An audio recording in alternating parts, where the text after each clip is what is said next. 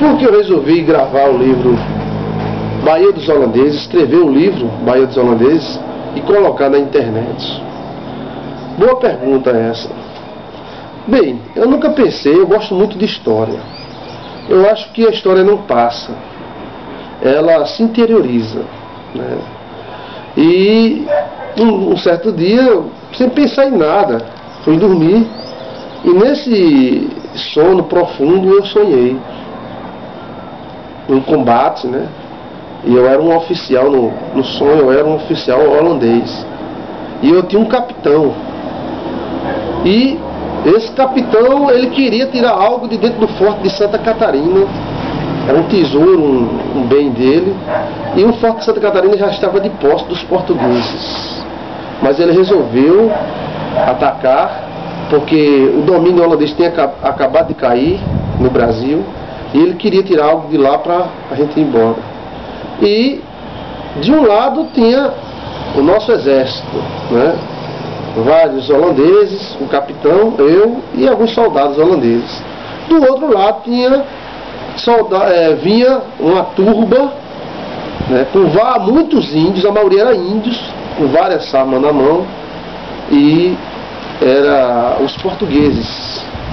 Tinha até um que tinha o babado da roupa dele era até aqui no pescoço, assim, né? E o capitão Adrien a gente trazia um canhão enorme, né? E esse canhão causava medo nos adversários que ficavam de longe, querendo vir, e sem vir, e a turma daqui e de lá, e nessa tensão toda, uma turba temendo a outra, e o forte de Santa Catarina desocupado.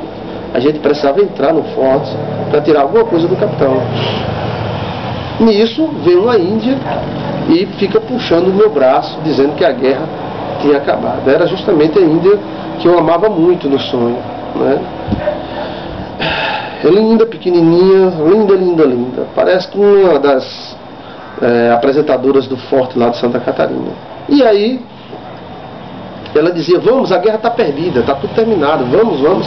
E eu dizia: não, eu não sou covarde, eu vou com o meu capitão, vamos tirar os pertences dele lá de dentro do forte. E do outro lado tinha uma turba muito grande, portuguesa com índios, e nós também tínhamos índios.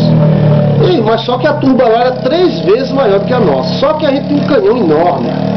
E o capitão Adrien ordenou a gente tocar fogo nesse canhão e explodir em cima da outra turba. E aí o capitão dava a ordem: bote fogo no canhão. E eu repetia a ordem: bote fogo no canhão. Um dos nossos soldados colocava fogo no canhão, porém o tiro saía pela culatra, não estourava a boca grande.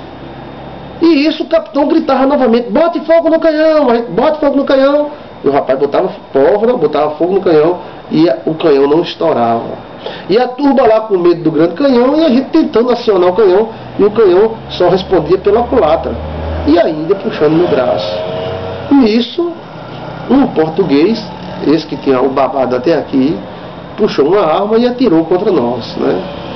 Quando ele atirou contra nós, pegou Merciene, a Índia, né? E ela cai morrendo, e eu segurando, desesperado. Foi um sonho, hein?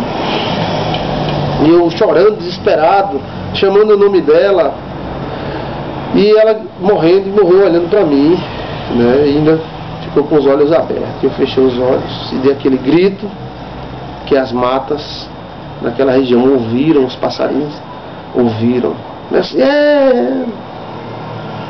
E ali, quando eu perdi a noção, no sono eu perdi a noção de perigo, puxava um punhal e uma espada que eu tinha na mão, e eu corria contra a turma portuguesa com toda a raiva que uma pessoa nesse mundo pode ter. Eu queria aquele oficial português. Com isso a turma holandesa correu atrás, né? E até os portugueses ficaram assustados com aquilo. Parecia uma maratona para a morte. Minhas pernas não se preocupavam se iriam viver ou não. Eu queria aquele cara que atirou na Índia, né? E eu corria como se fosse em câmera lenta.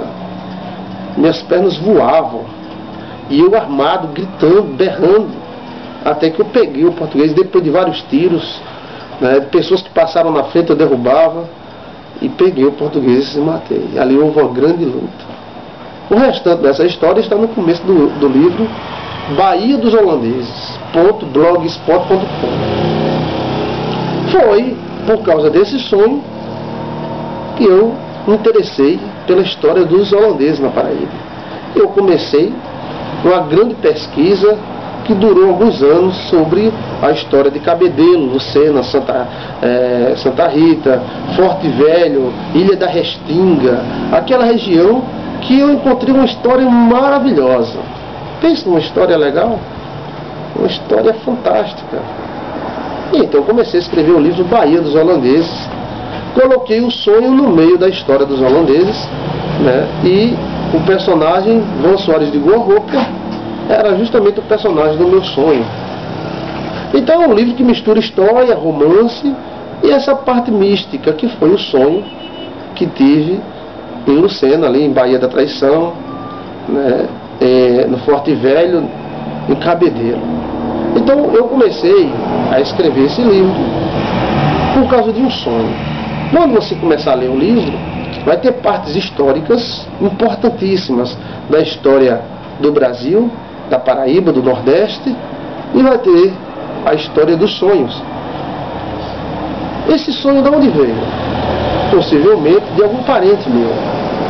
Já que eu não acredito na reencarnação, não acredito. Eu acredito que trazemos dentro do nosso DNA, essa é uma teoria de um livro meu, todas as informações dos nossos antepassados, até Adão. Então, esse Van Soares de Goa-Roper, com certeza, na minha opinião, foi algum parente meu. E esse combate existiu e foi gravado. E em sonho eu pude voltar ao passado e rever essa brilhante história de Van Soares de Goa-Roper.